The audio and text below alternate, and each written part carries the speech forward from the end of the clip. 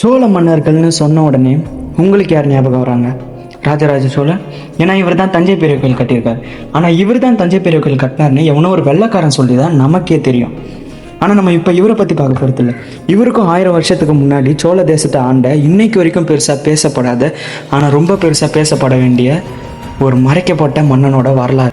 மறைக்கப்பட்ட வரலாறை தூசி தட்டி எழுப்பி ஒன்று விடாமல் பார்ட்டாக பார்க்க போகிறோம்.